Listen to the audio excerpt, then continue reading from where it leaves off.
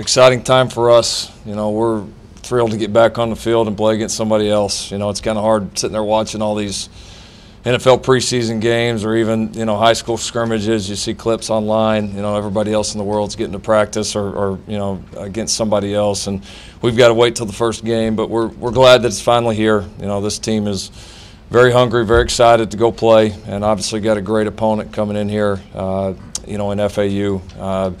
Really impressed as we studied them throughout the offseason and then here as of late, really impressed with their program. You know, what Coach Kiffin and that group have done, the transformation that's happened there over the last couple of years is pretty remarkable. I remember watching them, you know, being in similar leagues, similar level when I was at East Carolina a few years ago, and just the change first in the talent base that they have there. Their talent level is very good. You know, they've brought in a number of transfers. They've had recruited well. They've hit on some guys there in state, you know, which you expect in the state of Florida.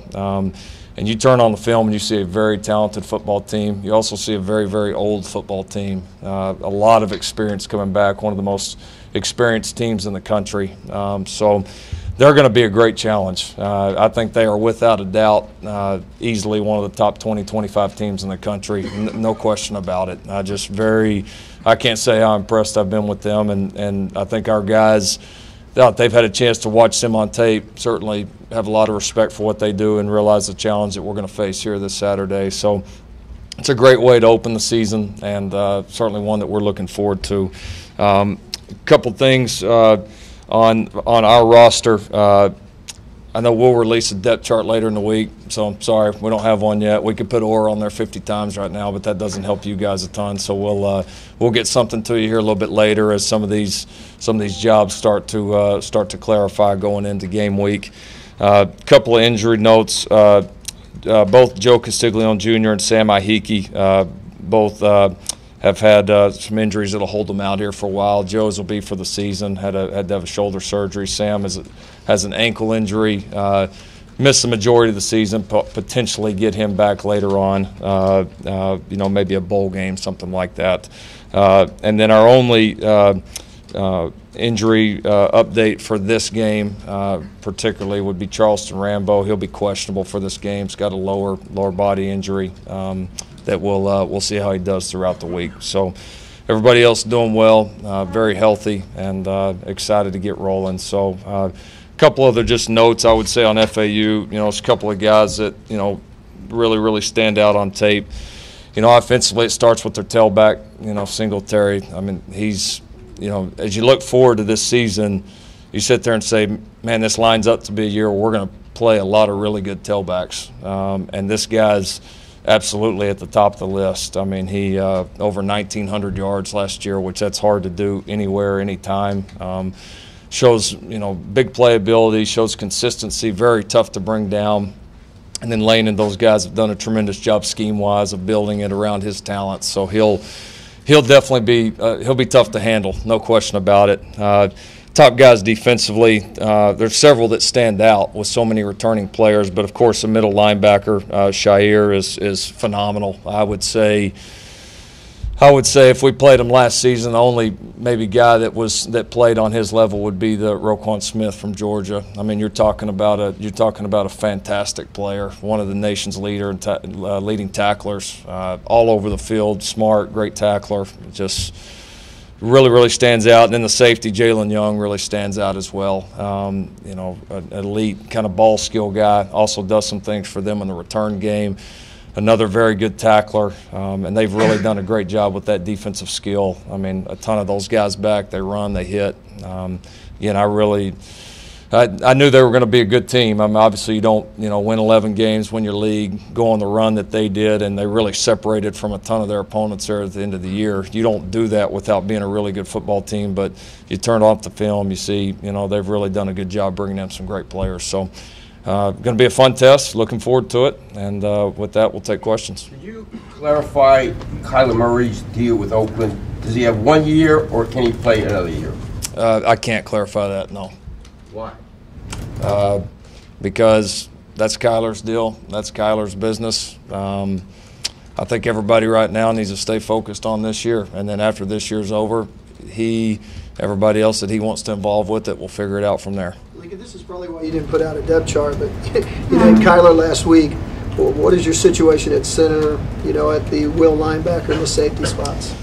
I would say still open at all three. Center without a doubt. We're still looking at both those guys. We'll practice here throughout the week and then probably make a decision as we get a little bit closer to game time. Will linebacker still the same. I think both Caleb Kelly and Curtis Bolton have done a tremendous job there. That's been a really fun battle to watch here throughout camp. Now having Caleb back healthy, I would imagine they'll both play some, but still haven't made a determination yet on which way we're going to go as far as who starts the game. Safety a little bit the same way.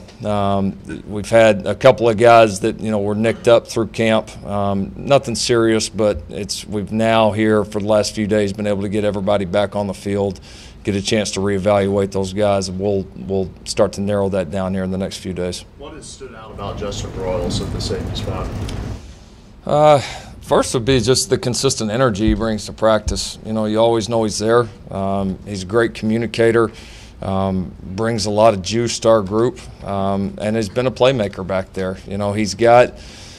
He's got cover skills. We brought him in originally as a corner, so he absolutely can cover from the safety position, which is hard to find. But then he's also shown the ability to come up, be a good tackler, done a good job in his run fits as well. So it's a good overall player, young player that's still growing, but you like his energy and you like his potential a lot. How do you describe Kyler's throwing ability overall? You talk about Baker and you say he can make all the throws, not comparing him to Baker, but how do you just evaluate overall his passing ability? It's very strong. We certainly wouldn't have named him the starter without that. He's got a very strong arm.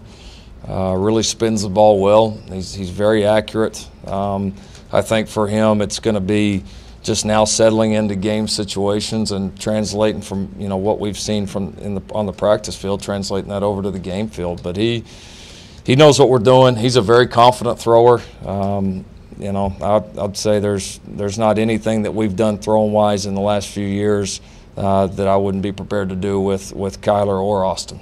Lincoln, speaking of Justin Broyles, with this new redshirt rule, situations like he had, being a highly touted recruit, having to sit out, that's not going to happen anymore. A guy like that would be able to play from now on. But considering he did have to sit out, how did he approach that, and what do you think he's most benefited from having sat out all last year? Well, like most competitors, he was pretty disappointed when we first decided it last year. But he got over it quickly. He did, and he's changed his body. A lot of those guys, they get so much more time in the weight room because you're not saving them up for a Saturday game, so you're able to be much more aggressive with the off-season plan. So that definitely helped, and I think he's really prided himself on becoming a student of the game. He's really studied the game. He studied our game plans last year, even though he wasn't playing and knew that he wasn't, and that's good. That makes a difference, and. Yeah, it's a shame that this rule wasn't in effect because he was one of those guys each week last year. We would kind of have that talk about like, man, do you think we should pull it? Should we not?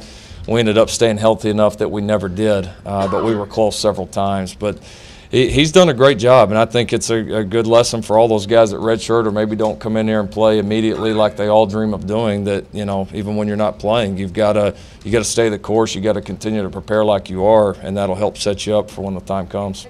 Talked about how you're going to use the redshirt rule in terms of, will you just try to throw guys in, or will you try to hold them and maybe if their injury needs are there, maybe sort of address that internally? Yeah, we've had a lot of discussions about it, and a lot of it in the beginning for us was just, what are our core, kind of principles going to be on it? What are our core beliefs, and then you got to go down each guy on the roster that's got a red shirt available and just kind of prioritize.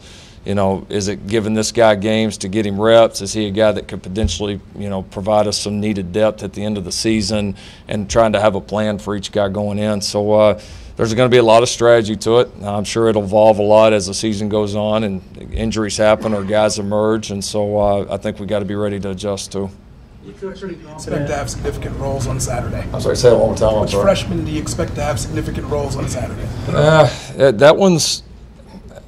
I get you got to ask the question, but also now with the world of red shirts and how we use these, it becomes a little more strategic on our part. And so that's just something that our fans will have to see on Saturday. What about Drake Stoops? Yeah, Drake's done a good job. He's competed well. He's got some playmaking ability that shows up, makes some plays that you wouldn't expect, any guys to make. Just kind of some wow plays that show up. He's still, like most freshmen, got to become more consistent, with the speed of the game and understanding everything we want to do offensively. But we've got a little bit of a nice battle kind of brewing there at the inside receivers with him, with Michael Jones back, with Nick Basquin back. Miles Tees has been tremendous here over spring and camp. Calcaterra, Lee Morris. It's a pretty interesting group, so we're still sorting through kind of who we're going to play. Some of that will depend on this week, but we've got some good options there. You seem pretty confident with your linebackers and just the depth there. If it became a case where Buzzy Bolton ended up starting at will, would you think about moving Caleb back over to Sam just to get a little bit more experience at the starting position there? We'll see how it plays out. I think some of that will depend on what personnel groups we play in. I think it'll depend on how those guys do early in the year. But our plan right now is to play both Curtis and Caleb at will, and then that'll be our starting point. If we've got to adjust from there, then we will. Can you talk a little bit about the confidence factor you have in the cornerbacks this year? The corners, yeah, a lot of confidence. I would say definitely more than going in last year. I think just because we've got more proven bodies. Motley's played a lot of ball for us, and I think he's really been one of the standouts, I would say, so far defensively throughout camp. I think he's primed to have a big year, just playing more consistent. I think he's in a pretty good place right now, so excited for him. And then, playing both those true freshmen last year, that was big for us. And that, Trey Brown and Trey Norwood both got a ton of experience, a ton of game reps. They both played extremely well at corner, and then Trey Brown was obviously a standout for us on special teams as well. And so we got a great competition going on there. I think a big decision for us will be kind of who emerges at that fourth corner spot right now. Miguel Edwards is a guy that I think that we're certainly going to look at on it, but it's those first three are pretty solid right now. You talked all the way back in Frisco kind of about what it's like motivating young guys in this day and age. Curious, when you talk about developing toughness through preseason, is that something that's still always a big concern for coaches to see how physical the team is going into a season? Absolutely. And the way with not having two-a-days and so many of the different rule changes now, there's you've had to adjust maybe how you develop that throughout camp, and then how you evaluate it as well. And so and I think that's always important for us here, because in Oklahoma the program's always been based on that toughness. The great teams here have always had that edge and that mindset about them, both physically and mentally. And so I think we all recognize that this team is going to have that. I've seen some early promising signs, but you've also got to see it on Saturdays too. And so we'll find out here shortly. What about Bookie? Is he going to be at nickel, one of the safeties? How are you going to use Bookie? Yeah, we'll probably play him in the nickel. He can also play some safety for us as well. So some of it will depend on, again, which groupings we're in the most. But I feel like right now we would look for him to start in the nickel and then potentially move around if needed. But he's a pretty versatile guy. He can do a lot of different things, but he's definitely a gifted nickel without a doubt. Thinking back to tough openers, you guys lost. You weren't the head coach, but losing down at Houston, recovered and all that. Mm-hmm. But you talked a lot about fast starts. You've got a tough team, you're saying, coming in here. Where do you think this club is mentally and being ready for a serious challenge? I think they're in a good place. We've carried over a lot of the same principles that we had from last year, as far as the emphasis of the early season schedule in camp.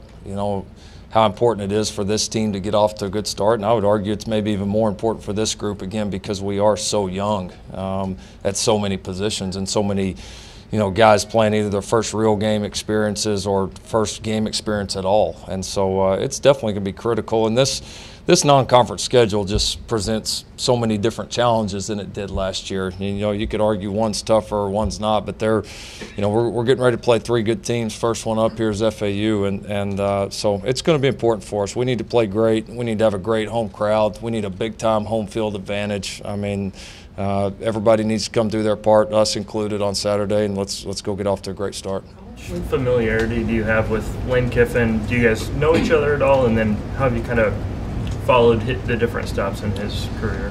Yeah, never met him. We've talked on the phone briefly, texted back and forth a few times, but interaction's been pretty limited. But yeah, definitely a guy I followed. You know, he's done a great job offensively at all his different spots. Obviously a guy that got a lot of responsibility at different places at a young age, so that's always been somebody that, you know, guys like that I've tried to look to and learn from. But yeah, I mean, the guy offensively has a great record, and obviously he's done a tremendous job as a head guy there, so a guy that I have a lot of respect for. What about your thoughts about Charlie Weis Jr.? He was your age, basically, taking over a program as an offensive coordinator. Yeah, no, it's another guy that I don't know personally. Knew his dad a little bit, but really you see again what he's done at a young age. He's been given a lot of responsibility, you know, and I don't know Lane well, but I think I know him well enough to know he wouldn't give somebody that responsibility if he didn't see something in them. So he's obviously earned Lane's trust. He's done a great job at other spots. We have a lot of kind of mutual friends, and everybody that I know speaks very highly of him. So looks like he's one of the true up-and-comers in this business. Hey, Lincoln, when you have to make a decision like... It's kind of weird me talking about up-and-comers, isn't it? Go ahead, sorry, Jason. That's all right. When you have to make a decision like dismissing Chris from the team and now he's coming back, do you keep up with those guys? Do you root for them? Sure. How do you handle that? Yeah, especially a guy like him, because I recruited him, you know, and got to know his family so well. Great people, and Chris is a great kid. You know, it's unfortunate that it didn't work out here. I hate that it didn't, but I'm happy for him, because it's, you know, really seems like he's found a good fresh start, and from all accounts is doing a great job there. So I definitely keep up with them. I mean, I obviously this is a competitive situation this week, and we're going to, you know, try to make it tough on him or whoever plays, but I wish him the best of luck. I want him to do great. I hope they win every game after ours, and I hope he plays lights out. And I've got nothing but, like I said, respect for him and his family, and wish him nothing but the best. Last year you said at the end of the year you had to get better on the defensive line. Mm-hmm. How do you feel about that now? I'm excited. You know, before, you know, the personnel is obviously a factor, and I know I've talked about, you know, that part a bunch as far as recruiting, adding more talent and more depth there, and I think I'm excited to see how it shows up on Saturday, but I really feel good about it. And probably the thing I feel best so about our defensive line is just the overall mentality of the group right now is different. It's you know, I think us as a staff now being together here for a whole year, I think them getting to have a full year of you know, both Coach Thibodeau and Coach McNeil, you know, there together, and being able to kind of take the best from each one of those guys. And then we've got just some young leaders in that group, you know, Kenneth Mann, Amani Bledsoe, Dylan Famatal. Those guys have really kind of assumed that group and really taken over. And I just feel like mentality-wise we're in a great place. I think we're improving faster. I think we're playing better as a whole. We've got some young guys, but they're extremely talented. The depth is probably as good as it's been since I've been here. So we know that's got to go from being just a good, solid group for us to being an elite group. And, you know, I'm certainly counting on us taking steps to do that, and feel like we've got a group that can do it. Who's your deep snapper, and who are you going to run on your return game? Deep snapper still looking at. We brought in a couple of guys in the offseason that are pretty good. Then I've had Casey Keller here that's done a nice job as well. So going to continue to evaluate those guys here this week and see where it plays out. Return game as well.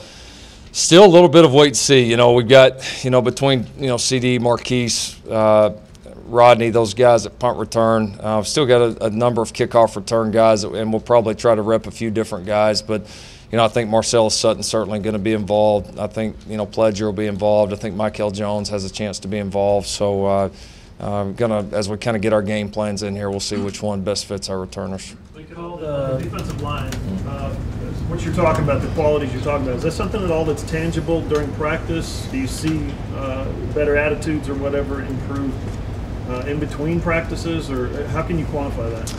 Yeah, I'll give you an example. Like, to me, one of the groups here over the last few years that just has consistently, the mindset, mentality behind the groups that has consistently been really good has been our offensive line. And part of it comes from, having the same offensive line coach for the last few years. Part of it comes from, I think we had some pretty strong leadership, even though, like my first year here, we weren't ultra talented on the offensive line, but we had some strong leadership. We had some good solid players that were seniors. We had some young guys like Orlando and Drew that were playing that were still, puppies that were still trying to figure it out. But the overall mentality and all that, the group, I think, made them continually improve, where I feel like that's something we've been trying to build with our defensive line. And you can just kind of feel it when you're around them all the time. I think it's how do they respond to a bad practice? How do they respond to a bad play?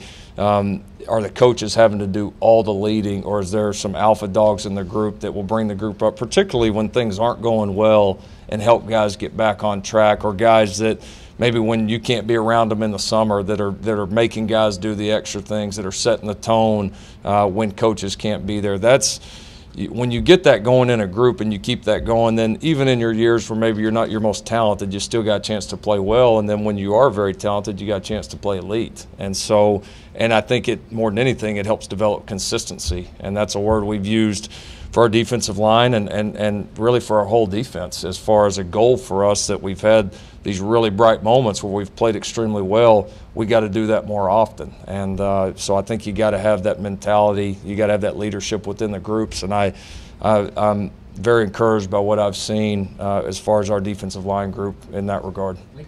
I think probably for a guy coming from the Leach coaching tree, you probably rely on the run more than people might have expected you would. How has your play calling evolved through the years? It seems like your offenses have run more as you've progressed.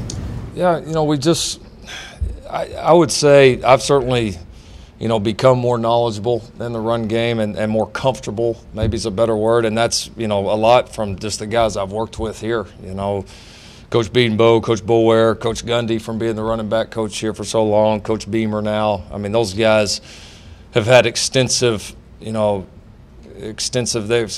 knowledge, and they spent so much time in different systems within the run game that there's a lot of guys you can draw on there. So, we've been able to piece something together here in the last few years that's allowed us to run the ball well. And then, so I think there's just being comfortable and having some great guys in the room there. And then I would say the other part of it is just the personnel we've had here. It's made sense. I mean, we've always had great backs and great offensive linemen in Oklahoma, and, we're going to do our best to continue that. But I've really enjoyed it. I've honestly gotten where I probably enjoy the run game more than the throw game, just from, a game planning and studying perspective. It's maybe I got too much passing all those years at Texas Tech and got sick of it. But no, it's been fun. It's been fun to see us get better at both, and it's certainly, made us, I think, a little tougher to defend. Is Rodney Anderson in the same class now with Mixon and P. Ryan? He's I would say yes. I would say based on the way that he played last year and said the second half of the season, the way he's performed in the off season, he's skill set's different in some ways, but I mean, he's an elite player. I mean, there's no doubt about it, and I think he's teed up to have a great year. This is a branch of the air raid. Do you have a name for this offense? No. Get asked it a bunch. No, I don't. I mean, just hopefully just a championship offense.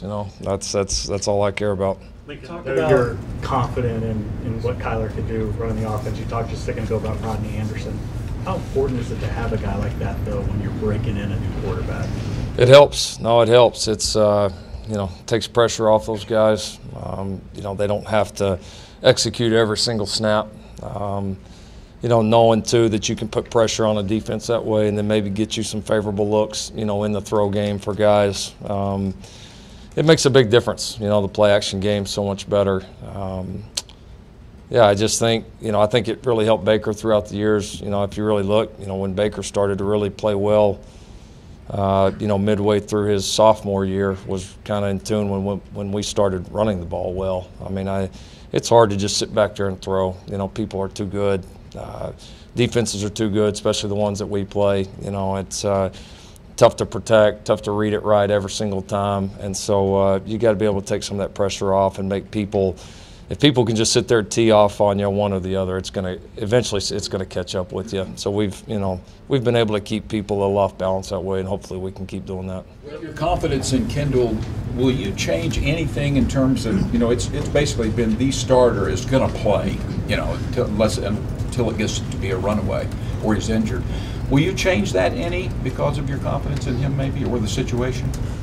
I certainly have a lot of confidence in him, and I think any times in those situations, you just, you know, we've obviously got to get the production. I mean, that's got to happen, and so whoever's in there's got to play well. I do have confidence that if there was a reason to put Austin in the game, that he would go in and play well. But I've never been a guy that's going to go give a quarterback a short leash. I mean, that's not, you know, you can't play the position that way. You're going to make some mistakes.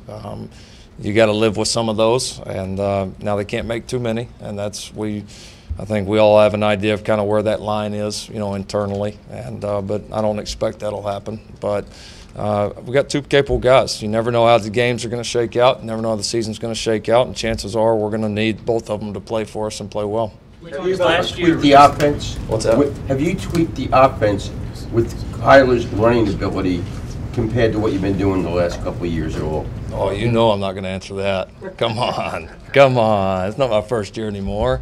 No, yeah, we're always going to try to fit it to our guys. You know, what we do or don't do, we'll see here soon.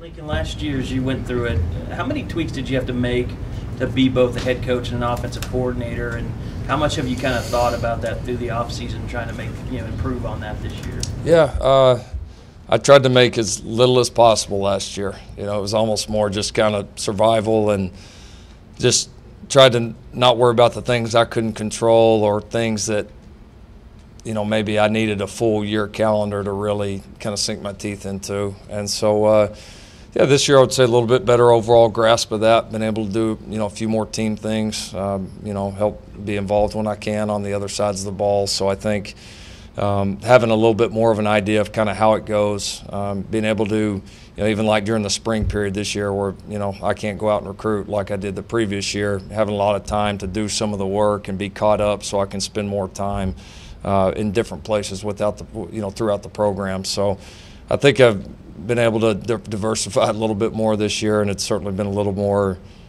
steady for me.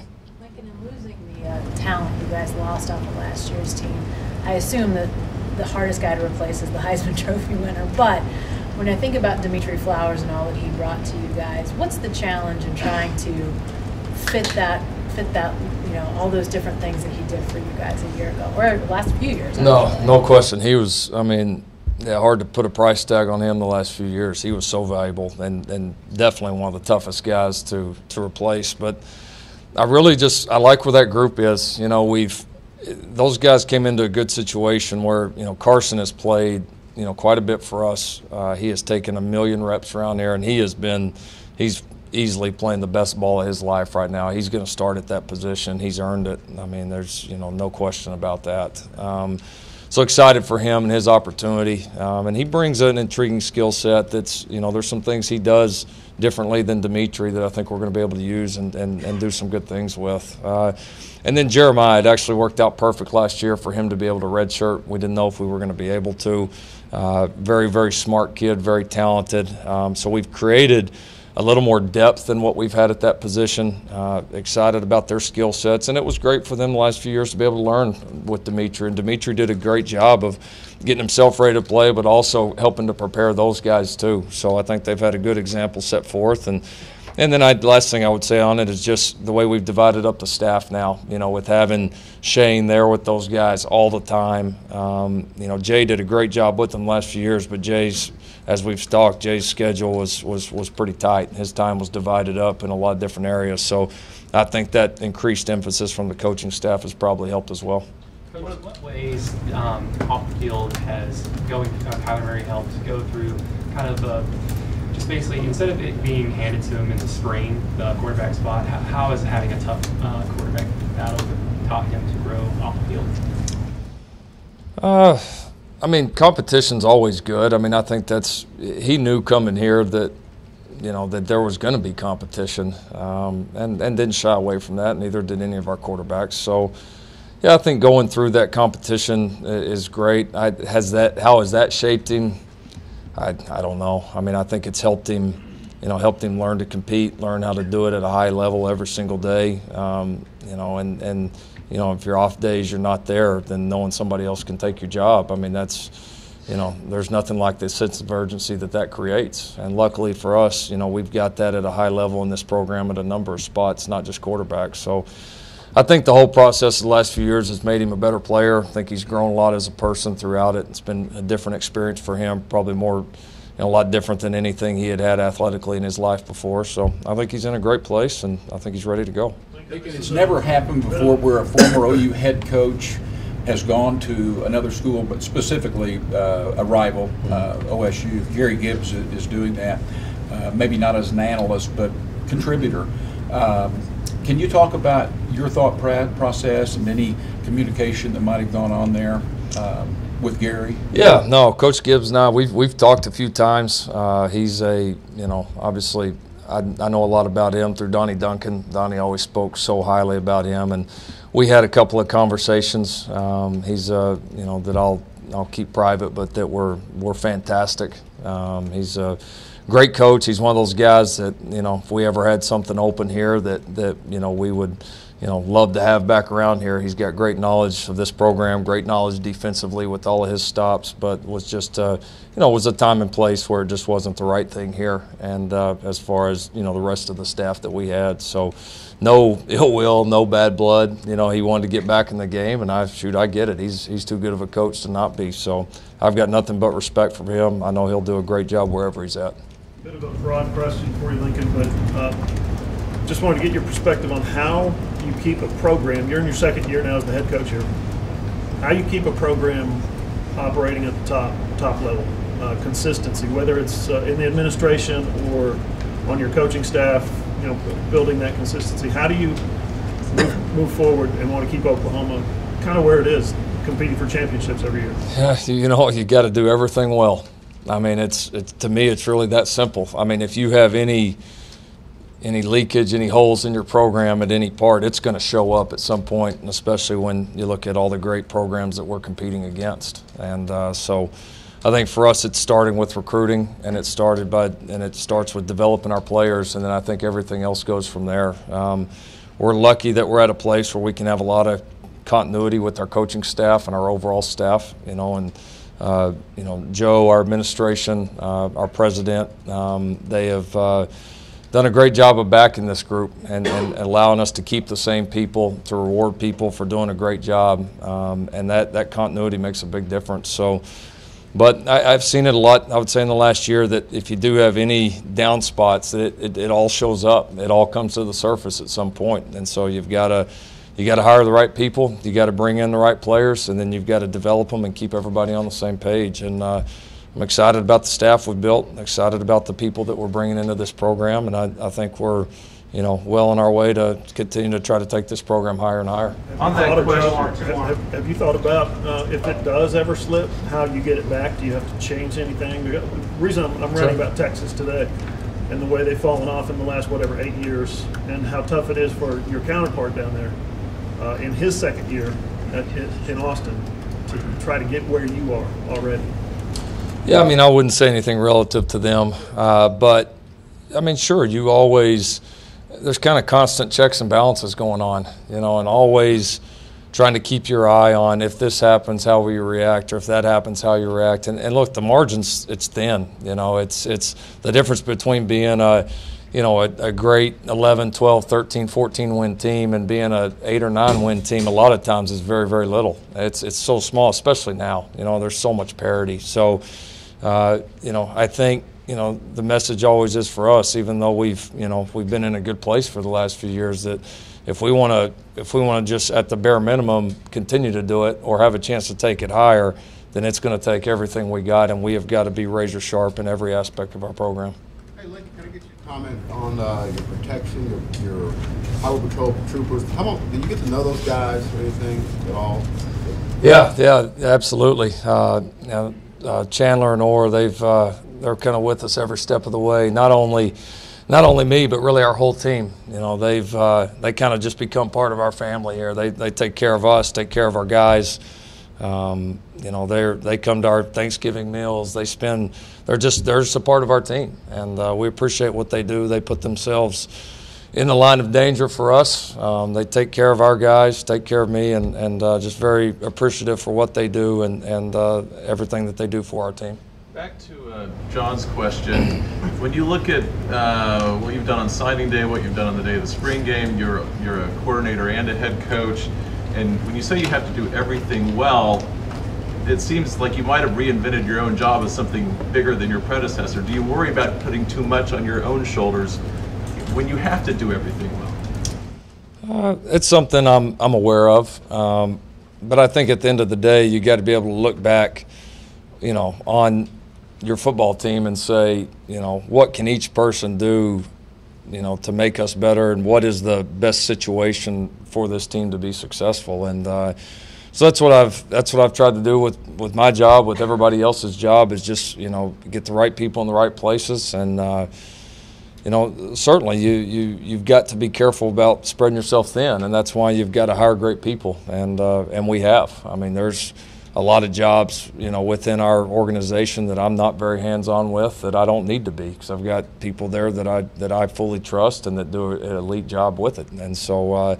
I think each year that continues to evolve. I think you continue to learn more, but you've got to understand everything. You've got to oversee everything. But as a head coach, you certainly can't do everything. All right. Thank you all.